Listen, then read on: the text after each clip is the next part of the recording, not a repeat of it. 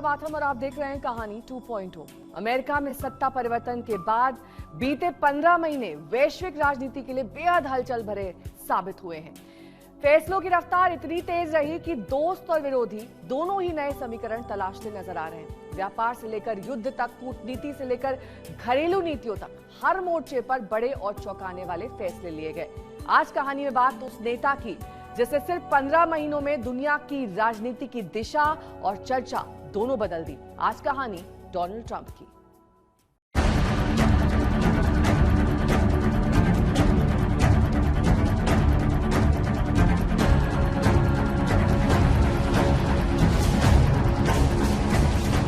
President Trump के लिए राजनीतिक तौर पर फायदेमंद जरूर है, क्योंकि उनका जो बेस है, जो उनको सपोर्ट करता है, वो चाहते हैं कि अमेरिका फर्स्ट की नीति अपनाई जाए।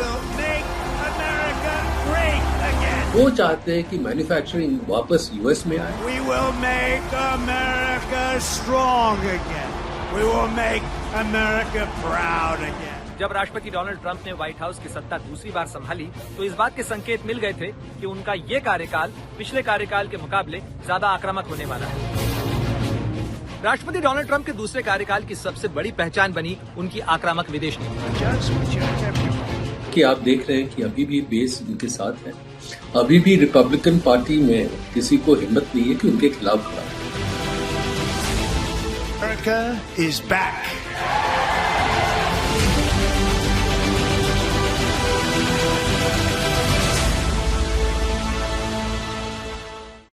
डोनाल्ड ट्रंप की जब से दोबारा सत्ता में वापसी हुई है, उन्होंने कई ऐसे फैसले लिए हैं और ऐसे बयान दिए हैं कि दुनिया भर में कूटनीति, व्यापार, युद्ध और वैश्विक गठबंधन को नई बहस के केंद्र में ला दिया है। कभी सख्त इमिग्रेशन नीति, कभी टैरिफ वॉर, तो कभी अंतर्राष्ट्रीय संघर्षों पर आक्रामक रुख। सवाल अब यही है कि क्या ये मजबूत नेतृत्व की रणनीति है या दुनिया को अस्थिर करने वाली नई राजनीति।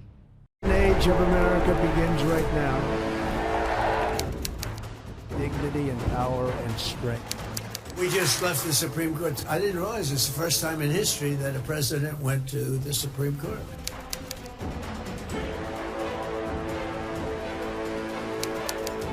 I'll end that war between those two countries in 24 hours. I know Zelensky very well. Happy with what Putin's doing. He's killing a lot of people, and I don't know what the hell happened to Putin. I've known him a long time. And they'll just continue to pay massive tariffs, and they don't want to do that.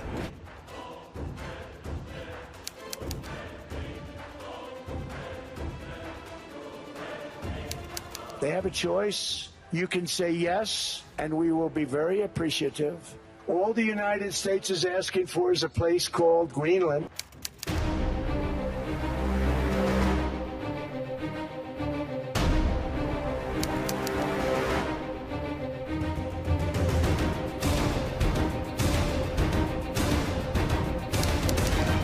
Pakistan and India, but I heard they're going to war. I said, this is war, and they were going at it, and they're two nuclear nations. I said, I'm not going to make any trade deals with you guys unless you agree to peace. Yeah, they've been after this guy for years. The greatest war is spectacular. And the world, and I'll tell you, the world is watching, and when we do, when it's all over, the United States will be safer, stronger, more prosperous, and greater than it has ever been before.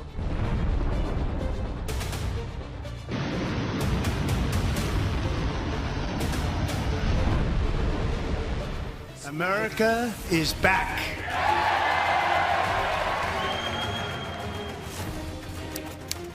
बीस जनवरी 2025। पिछले 15 महीने सिर्फ America के लिए नहीं, दुनिया के लिए असाधारण रहे हैं।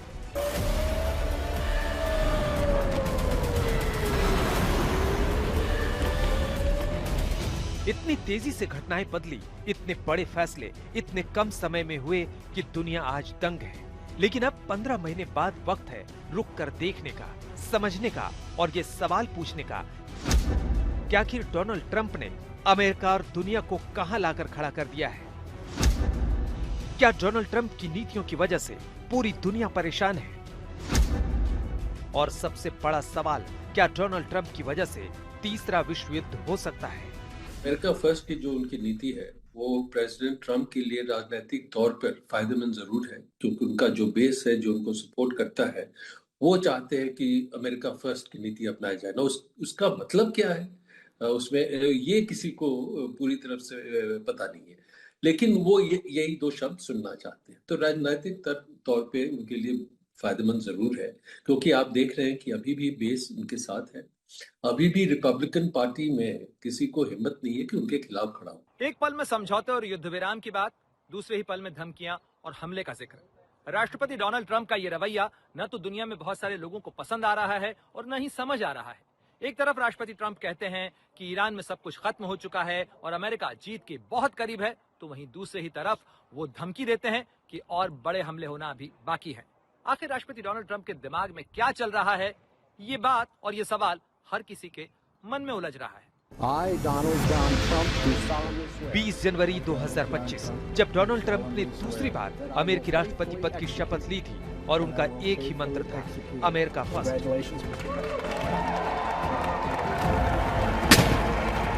This will truly be the golden age of America. That's what we have to have. This is a magnificent victory for the American people that will allow us to make America great again. दुनिया भर में इस बात की बहस होने लगी कि क्या अब अमेरिका दुनिया से दूरी बना लेगा, अलग अलग देशों की नीतियों में अब कम दखल देगा, कम हस्तक्षेप करेगा, क्या अमेरिका सिर्फ अपने लिए सोचेगा। लेकिन 15 महीने बाद जो हो रहा है उसका अंदाजा किसी को नहीं था।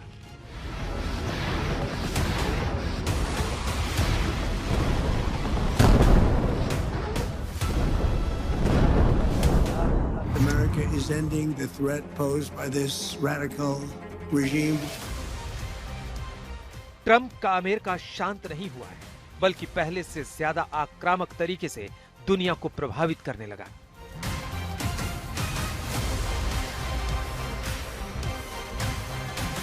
We're going to hit them extremely hard over the next 2 to 3 weeks.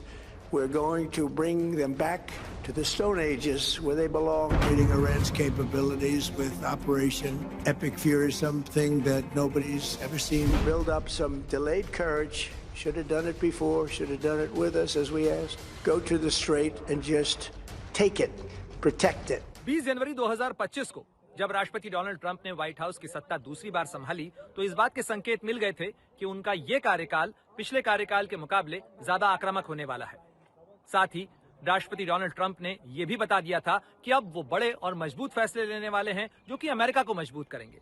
लेकिन क्या राष्ट्रपति ट्रंप के फैसले अमेरिका को मजबूत कर रहे हैं या फिर दुनिया में पहले से चली आ रही व्यवस्था को अस्थिर बना रहे हैं? चाहे वैश्विक व्यापार पर उनके भारी टैरिफ लगाने के फैसले हों या फिर नाटो के सहयोगियों पर दबाव बढ़ाने का फैसला या फिर ग्रीनलैंड जैसे रणनीतिक इलाके को लेकर खुली बयानबाजी, राष्ट्रपति डोनाल्ड ट्रंप के ये कदम अंतर्राष्ट्रीय राजनीति में एक नई बहस छेड़ चुके हैं।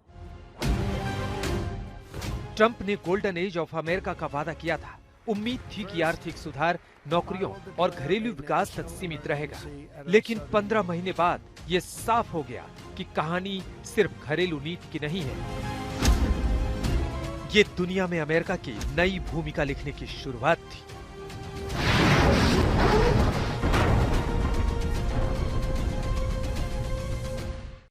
अमेरिका और ईरान के बीच बढ़ता टकराव अब सिर्फ युद्ध का सवाल नहीं रह गया, बल्कि वैश्विक राजनीति, अर्थव्यवस्था और गठबंधनों की परीक्षा बन चुका है। जब से युद्ध की शुरुआत हुई है, अमेरिकी राष्ट्रपति ट्रंप के बयान लगातार सुर्खियों में हैं।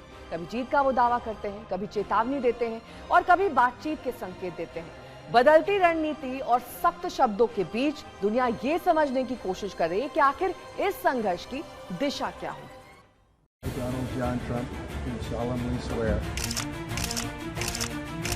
That I will faithfully execute the office of President of the United States and will, to the best of my ability. Congratulations.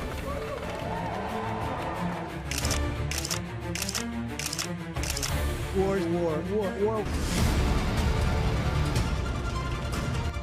पिछले 1 महीने से दुनिया एक ऐसा युद्ध देख रही है जिसकी दिशा सिर्फ मिसाइलें नहीं बल्कि अमेरिकी राष्ट्रपति ट्रंप के बयान तय कर रहे हैं।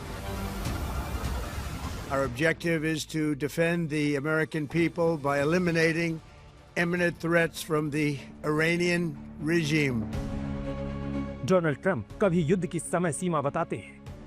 1 month since the United States military began Operation Epic Fury.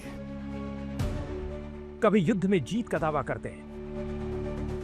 In these past 4 weeks, our armed forces have delivered swift, decisive, overwhelming victories on the battlefield. Victories like few people have ever seen before. कभी Iran को नेस्तनाबूद करने की कस्में खाते हैं। We killed all their leadership, and then they met to choose new leaders, and we killed all of them. And now we have a new group, and we can easily do that, but 28 फरवरी को US और Israel ने Iran पर हमला किया था, लेकिन रोजाना बदलते बयानों ने अमेरिका ही नहीं दुनिया को मुश्किल में डाल दिया था। पिछले 30-35 दिनों में अमेरिका, ईरान और इजराइल की जंग को लेकर राष्ट्रपति डोनाल्ड ट्रंप के जितने भी बयान सामने आए हैं, उनके बाद ये समझ पाना मुश्किल है कि आखिर ट्रंप कहना क्या चाहते हैं, उनके दिमाग में आखिर चल क्या रहा है। क्योंकि गुरुवार की सुबह जब राष्ट्रपति डोनाल्ड ट्रंप देश के नाम संबोधन के लिए सामने आए तो करीब 19 मिनट के भाषण में उन्होंने सबसे ज्यादा जोर ईरान के साथ चल रही जंग को लेकर ही दिया। मगर अब उनके इस भाषण के 2 अर्थ लगाए जा रहे हैं। पहला, इस बात को लेकर कि राष्ट्रपति डोनाल्ड ट्रंप इस युद्ध में उलझ गए हैं और इससे बाहर निकलना चाहते हैं। वहीं दूसरी तरफ आकलन ये भी लगाया जा रहा है कि ट्रंप एक चेतावनी और संकेत दे रहे थे अगले महायुद्ध का। प्रेसिडेंट ट्रंप ने इस बार जो इस लड़ाई के सिलसिले में शुरुआत करी है अमेरिका और उसको इमिनेंट थ्रेट को बोल के, जो कोई प्रूव नहीं कर पाया कि ईरान से कोई थ्रेट थी, और ये उस वक्त किया जिस वक्त दोनों के बीच में बातचीत चल रही है ओमान के अंदर। ओमान उसको जो है बता रहा है कि एग्रीमेंट हो गया है न्यूक्लियर उसके ऊपर में। ईरान पहली बार सबसे ज़्यादा कंसेशंस देने को तैयार हुआ था, लेकिन उसके बाद जैसे हो रहा है तो तुरंत, जैसे जून में हुआ था नेगोशिएशंस के बाद, इस बार भी प्रेसिडेंट ट्रंप ने किया। और उसके चलते आप देख रहे हैं कि दुनिया भर के अंदर में सप्लाई चेन्स जो हैं, ऑयल एनर्जी सप्लाईज हैं, ट्रेड की है, इंश्योरेंस है, सारी जगह एक तरह की समस्या खड़ी हो गई है आकर के। तो मैं समझता हूँ कि दुनिया के अंदर एक बहुत बड़ी इनस्टेबिलिटी एक तरह से मैं कहूँगा फॉल्स क्लेम्स की वजह से की गई। 2 दिन पहले ही ट्रंप ने ईरान को सबसे बड़ी धमकी दी है, वो ये कि अमेरिका आने वाले हफ्तों में ईरान पर उतना जोरदार हमला करेगा कि उसे पाषाण युग में पहुंचा देगा, यानी मानव इतिहास के उस दौर में ईरान को पहुंचा देगा जब इंसान अपने हर छोटे बड़े काम के लिए पत्थर के औजारों का इस्तेमाल करता था। यानी ट्रंप साफ साफ ये कहना चाहते हैं ईरान को टेक्नोलॉजी के दौर से इतना पीछे कर देंगे कि ना उसकी मिसाइलें बचेंगी, ना उसके ड्रोन, और ना ही परमाणु हथियारों के बारे में वो सोच पाएगा। we're going to hit them extremely hard over the next 2 to 3 weeks. We're going to bring them back to the Stone Ages where they belong. In the meantime, discussions are ongoing. Regime change was not our goal. We never said regime change, but regime change has occurred because of all of their original leaders' death. They're all dead. जिस मोड़ पर ये युद्ध है, जानकार कहते हैं कि अगर ट्रंप ईरान युद्ध को इस मोड़ पर खत्म कर देते हैं तो ट्रंप के मेक अमेरिका ग्रेट अगेन अभियान को तगड़ा झटका पहुंचा देगा। ट्रंप ने चुनाव से पहले दुनिया के नक्शे पर अमेरिकी दादागिरी को फिर से स्थापित करने के लिए MEGA और अमेरिका फर्स्ट जैसे नारे दिए थे।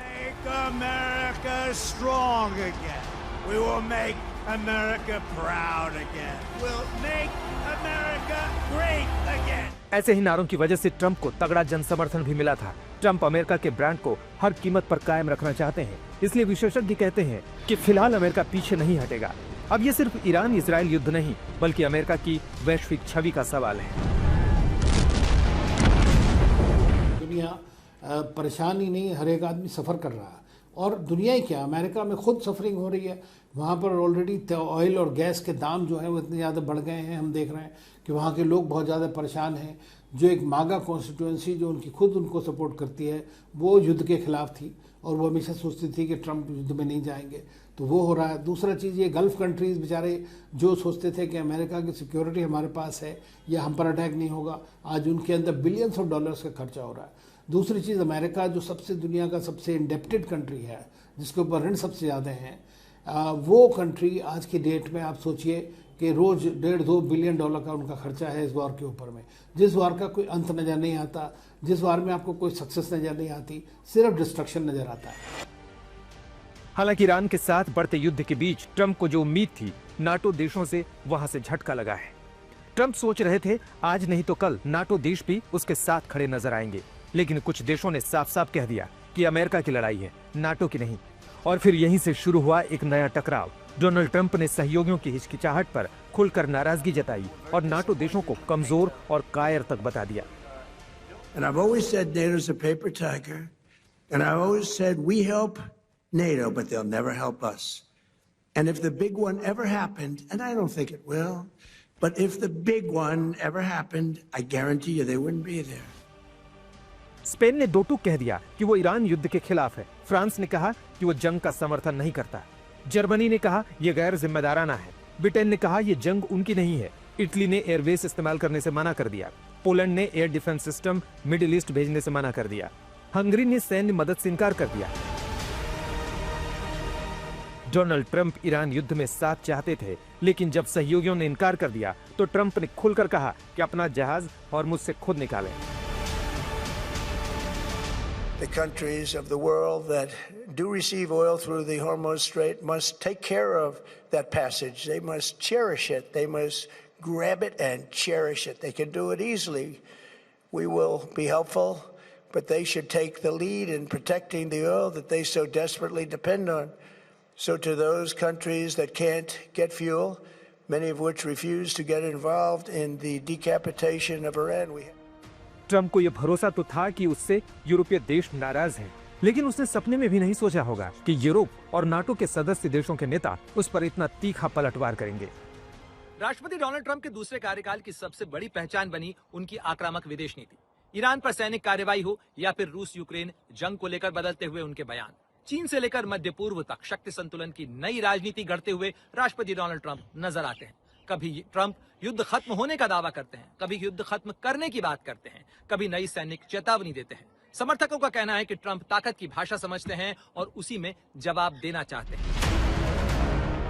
ट्रंप इस बात को खुद मानते हैं कि उन्हें यह अंदाजा नहीं था कि यह लड़ाई लंबी चलेगी, और अब तो ये सारी लड़ाई हॉर्मुज़ स्ट्रेट पर आकर ठहर गई है। हॉर्मुज़ स्ट्रेट, जिस ईरान ने इस युद्ध में अपना सबसे बड़ा हथियार बना लिया है। ईरान के पास परमाणु बम तो नहीं है, लेकिन उसने युद्ध में हॉर्मुज़ का इस्तेमाल ऐसे ही किया है जैसे कि कोई न्यूक्लियर बम हो। जैसे न्यूक्लियर बम गिरने से कोई देश तबाह होता है, वैसे ही हॉर्मुज़ स्ट्रेट बंद होने से दुनिया के कई देश प्रभावित हुए हैं। अब जैसे उन्होंने कहा कि मैं हॉर्मुज़ से तेल कैसे निकलेगा, ये मैं अब और लोगों पे छोड़ देता हूँ, पर प्रॉब्लम तो आपने खड़ा किया। उसके बाद कहते हैं इसको सुलझाने में मैं कोई रोल नहीं प्ले करूंगा। तो ऐसा है तो फिर जो उनकी यूरोपियन अलाइज है वो कहेंगे कि अगर हमारा इंटरेस्ट यहाँ से ऑयल लेना और आप कुछ नहीं करेंगे तो फिर हम आगे आपके साथ खड़े हों या नहीं। और जो उनके गल्फ के अलाइज हैं, जो अरब देश हैं, जो ऑयल प्रोड्यूस कर रहे हैं, जिसका उनको निर्यात बहुत जरूरी है उनकी अर्थव्यवस्था के लिए, वो अगर नहीं कर पाएंगे और के देखते हैं कि अमेरिका उनके लिए कुछ नहीं कर रहा है, तो उनके ऊपर भी असर पड़ेगा। और उसी तरह जो उनके पैसिफिक में एलाइज हैं, जापान, ऑस्ट्रेलिया, साउथ कोरिया, उनके ऊपर भी इसका नेगेटिव कॉन्सिक्वेंस हो रहा है। तो मुझे तो लगता है कि विश्व के स्तर पे इस नीति से अमेरिका जरूर कमजोर होगा। ट्रंप के एक फैसले की वजह से अब तक दुनिया के कुल 96 देशों में कच्चे तेल और नेचुरल गैस का संकट खड़ा हो गया है। यूएन शिपिंग एजेंसी बता रही है कि युद्ध के बाद से हॉर्मुज़ स्ट्रेट में 3200 से ज्यादा जहाज फंसे हुए हैं, जिनमें 20,000 से ज्यादा नाविक भी हैं। फंसे हुए जहाजों में मुख्य रूप से कच्चे तेल, एलपीजी और एलएनजी के टैंकर शामिल हैं। इस स्ट्रेट के बाधित होने से दुनिया भर में ईंधन, खाद्य पदार्थ, दवाएं और बहुत सी इलेक्ट्रॉनिक वस्तुओं की आपूर्ति और कीमत पर असर पड़ा है। I have a suggestion. Number one, buy oil from the United States of America. We have plenty. We have so much. And number two, build up some delayed courage. Should have done it before. Should have done it with us, as we asked. Go to the strait and just take it. Protect it. Use it for yourself. Trump का सार यह है कि जिसका तेल Hormuz के रास्ते आता है वो जाकर उसे खुलवा ले, क्योंकि अमेरिका के पास भरपूर तेल है। ट्रंप भले ही अब ये सब कह रहे हों, लेकिन ट्रंप इस तथ्य को नजरअंदाज कर रहे हैं कि वो स्ट्रेट ऑफ हॉर्मुज इस युद्ध के पहले तक सबके लिए खुला हुआ था। 28 फरवरी को ईरान पर यूएस ने हमला किया था और ईरान ने इस समुद्री मार्ग को बंद कर दिया था।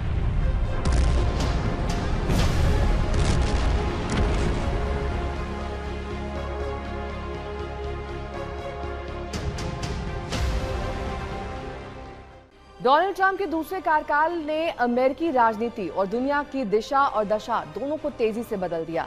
भारी टैरिफ, सख्त इमिग्रेशन फैसले, सरकारी ढांचे में बड़े बदलाव और अंतर्राष्ट्रीय संस्थानों से दूरी। ट्रंप की नीतियों ने समर्थकों और आलोचकों को आमने सामने लाकर खड़ा कर दिया। पिछले 15 महीनों में दुनिया ने अमेरिका की ऐसी नीति देखी है जिसने सिर्फ देशों की सीमाएं ही नहीं बल्कि वैश्विक राजनीति के नियम भी बदल दिए।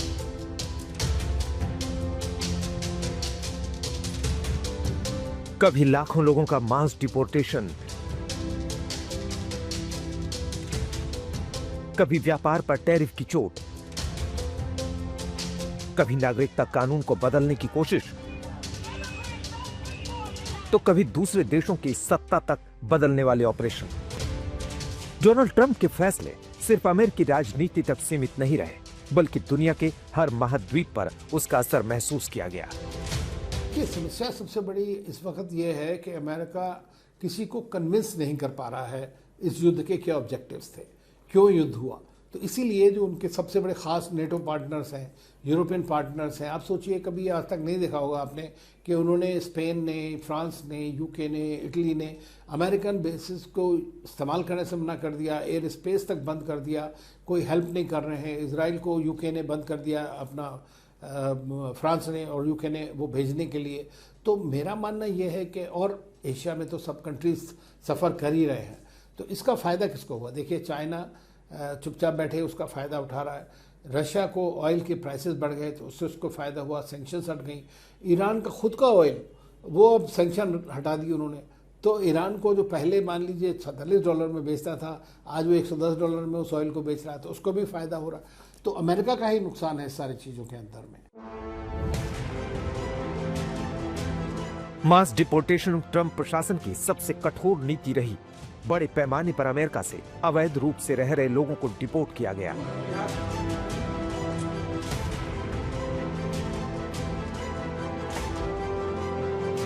– 2026 की शुरुआत तक लगभग 5,40,000 लोगों को देश से बाहर भेजा गया। 11 months ago, I inherited a mess, and I'm fixing it. इस अभियान में कार्गो विमानों का इस्तेमाल हुआ और दुनिया भर में अवैध तरीके से रह रहे लोगों को उनके देश भेजा गया। भारत में भी सैकड़ों लोगों को भेजा गया जो अवैध तरीके से यूएस पहुंचे थे।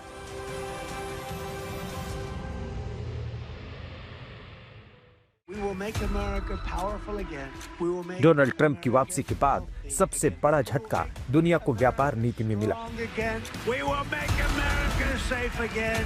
अमेरिका फर्स्ट के नाम पर ट्रंप ने आयात करने वाले सामानों पर भारी टैरिफ लगा दिए। भारत, कनाडा, मेक्सिको, यूरोप, चीन पर नए आर्थिक दबाव बन गए। इन टैरिफ्स का असर सिर्फ कूटनीति तक सीमित नहीं रहा, वैश्विक शेयर बाजारों में गिरावट देखने को मिली और निवेशकों में डर का माहौल बन गया।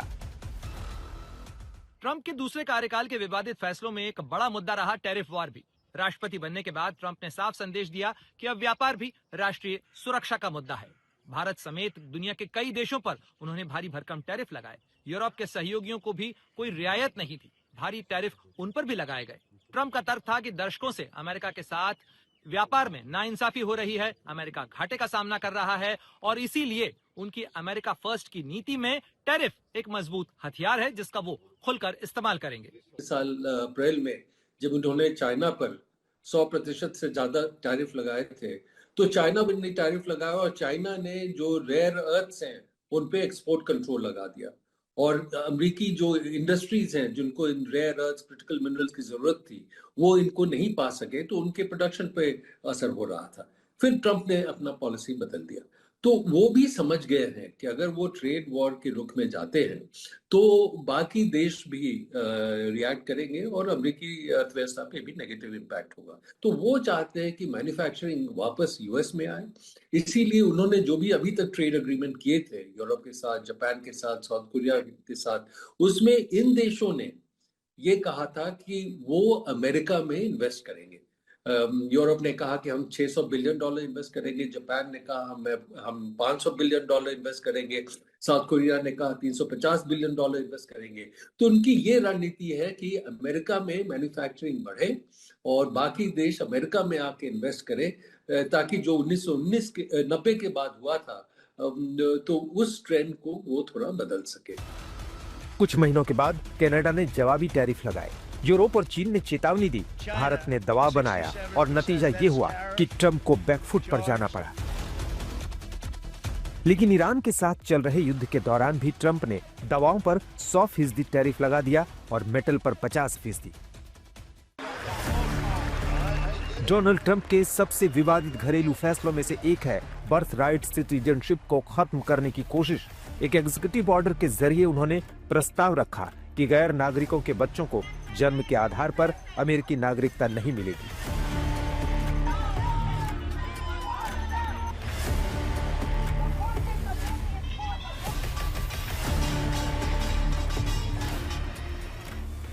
यह फैसला सीधे अमेरिकी संविधान के 14वें संशोधन के खिलाफ था।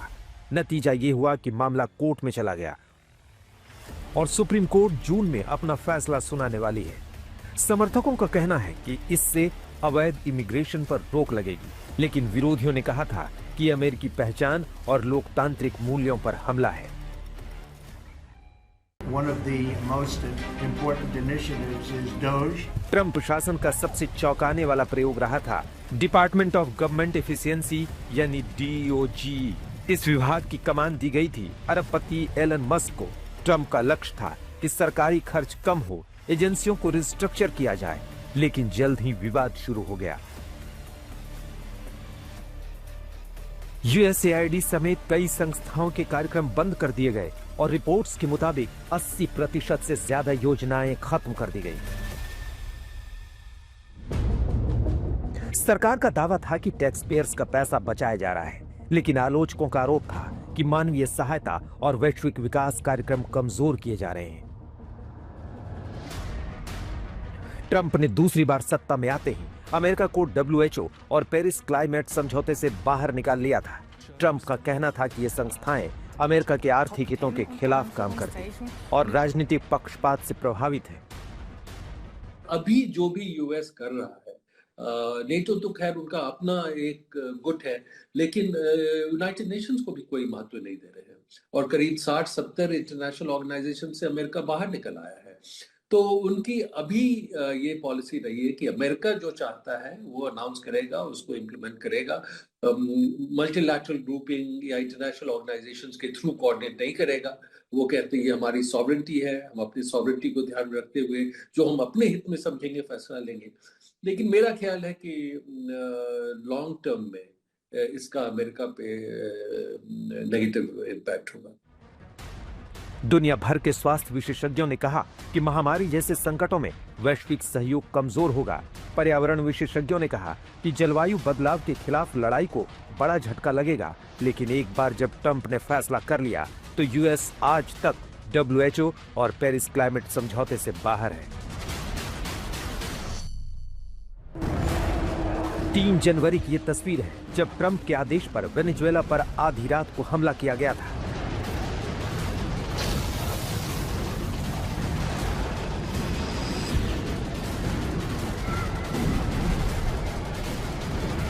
वेनेजुएला के राष्ट्रपति निकोलस मादुरो को और उनकी पत्नी सिलिया एडेला को अमेरिकी सैनिक अगवा कर लेते हैं। Late last night and early today, at my direction, the United States Armed Forces conducted an extraordinary military operation in the capital of Venezuela. Overwhelming American military power, air, land, and sea, was used to launch a spectacular assault And it was an assault like people have not seen since World War II. It was a force against a heavily fortified military fortress in the heart of Caracas to bring outlaw dictator Nicolas Maduro to justice. This was one of the most stunning, effective, and powerful displays of American military might and competence in American history. दुनिया हैरान रह गई थी इस operation को देखकर, क्योंकि इस बार किसी स्वतंत्र देश के निर्वाचित राष्ट्रपति को उसी के देश से अगवा कर लिया गया था। अमेरिका इस बार तेल के बहाने से नहीं उलझ रहा था वेनेजुएला से, इस बार ड्रग्स सप्लाई का आरोप लगा रहा था। Land strikes on Venezuela. It's land strikes on horrible people that are bringing in drugs and killing our people. You know, if we were in a war and we lost 300,000 people in a year, because that's what the real number is. It's not 100. You know, you keep hearing 100. And it's a lot worse than that because the families are devastated when they lose their child. If we were in a war and we lost 2 or 300,000, but I think it's more than 300,000, and that's a war that's like a war that would be unparalleled. Nobody's ever seen anything like that, and that's what's happening. So it doesn't necessarily have to be in Venezuela. It's people that are bringing in drugs to our country or target. दरअसल Venezuela के पास दुनिया का सबसे बड़ा तेल भंडार है। आंकड़ों के मुताबिक इस लैटिन अमेरिकी देश के पास 300 अरब बैरल से ज्यादा कच्चा तेल मौजूद है। ये दुनिया के कुल तेल भंडार का करीब 17 से 18% हिस्सा है। यानी हर 5वां बैरल तेल वेनेजुएला की धरती के नीचे दबा हुआ है। और वही हाल ईरान का भी है। ईरान दुनिया का तीसरा सबसे बड़ा तेल उत्पादक देश है और यहाँ भी सत्ता परिवर्तन की कोशिश में अमेरिका लगा हुआ है।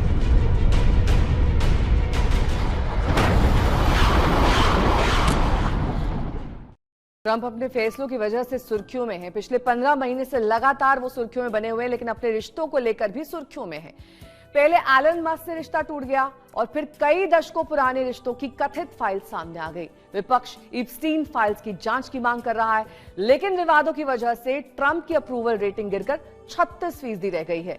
इसीलिए कुछ विशेषज्ञों का मानना है कि ट्रंप के लिए ईरान युद्ध भी एक दांव है, जिसे जीतकर ट्रंप जनता के बीच रेटिंग सुधारना चाहते हैं। डोनाल्ड ट्रंप का दूसरा कार्यकाल सिर्फ फैसलों की कहानी नहीं है, बल्कि टूटते रिश्तों, बढ़ते विवादों और बदलते जनमत की कहानी बन चुका है। कभी साथ खड़े दिखने वाले सहयोगी अब दूर नजर आ रहे हैं। पुराने विवाद फिर से सुर्खियों में हैं। और युद्ध के बीच राष्ट्रपति की लोकप्रियता भी लगातार गिर रही है। We have a new star. A star is born, Elon.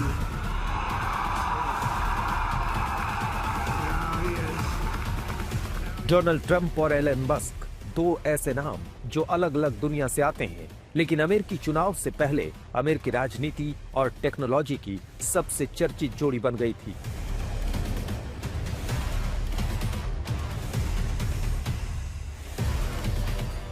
Trump की सत्ता में वापसी के बाद दोनों का रिश्ता और मजबूत हो गया, और सिर्फ मजबूत ही नहीं हुआ।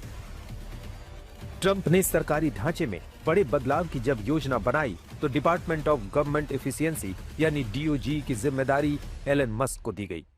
He recommended somebody from that he, I guess, knew very well. I'm sure he respected him, but to run NASA, and I didn't think it was appropriate. And he happened to be a Democrat, like totally Democrat. And I say, you know, look, we won.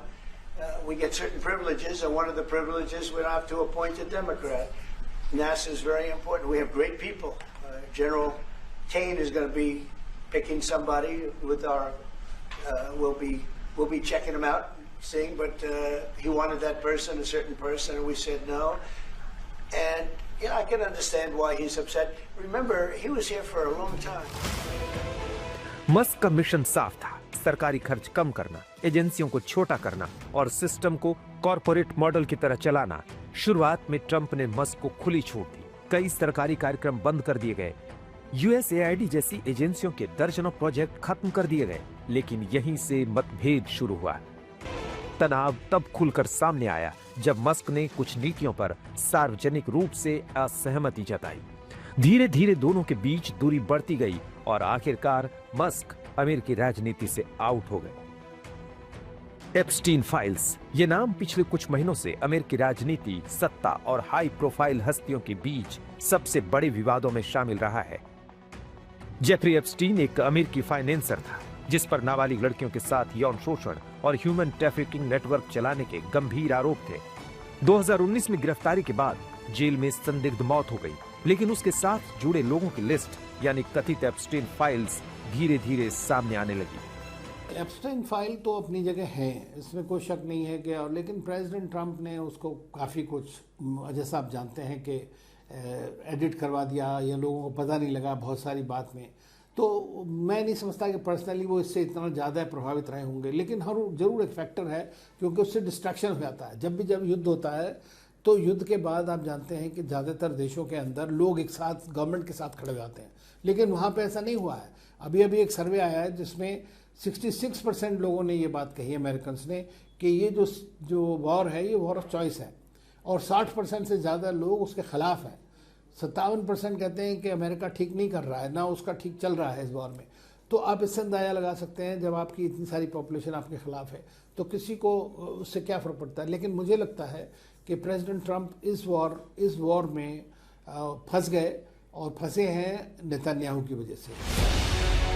In files में उन प्रभावशाली लोगों के नाम हैं जो Epstein के संपर्क में थे या उनकी निजी पार्टियों में शामिल हुए थे, और हजारों फाइलों में से एक फाइल में डोनाल्ड ट्रंप का भी नाम है। 1990 और 2000 के दशक की कुछ पुरानी तस्वीरें और अलग अलग कार्यक्रमों के रिकॉर्ड सामने आए जिनमें ट्रंप और एप्स्टीन एक साथ नजर आए थे। हालांकि ट्रंप ने बार बार कहा है कि उनका किसी भी अवैध गतिविधि से कोई संबंध नहीं रहा, लेकिन विपक्ष लगातार मांग कर रहा है कि एप्स्टीन से जुड़ी पूरी फाइल सार्वजनिक की जाए ताकि सच सामने आ सके।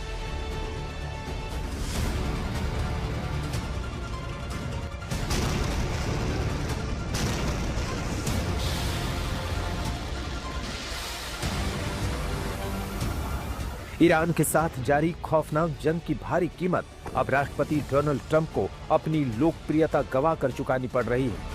कभी अमेरिका की राजनीति के सबसे ताकतवर और लोकप्रिय चेहरा माने जाते थे, आज अपने ही फैसलों के बोझ तले घिरते नजर आ रहे हैं।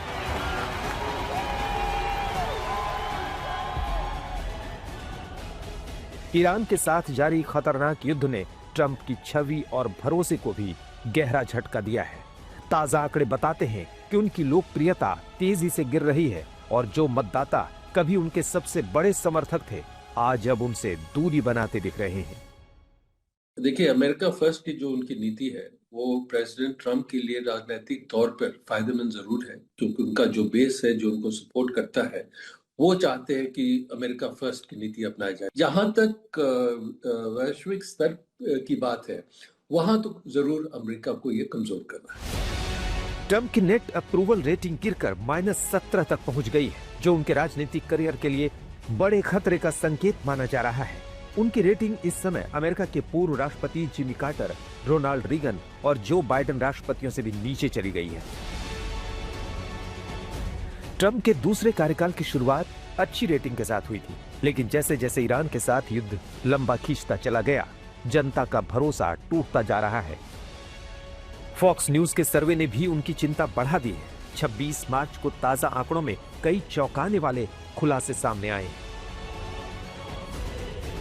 पिछले साल मार्च में जहां 92% रिपब्लिकन ट्रंप के साथ थे, अब यह आंकड़ा घटकर 84% तक रह गया है।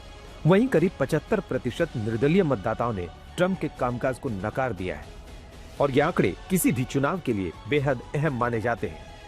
ट्रंप का अपने समर्थकों के बीच भी असंतोष बढ़ रहा है। ट्रंप की सबसे बड़ी ताकत उनका मेगा समर्थक आधार रहा है, लेकिन एमहर्स्ट के सर्वे के अनुसार अब केवल 33% लोग ही डोनाल्ड ट्रंप के साथ हैं।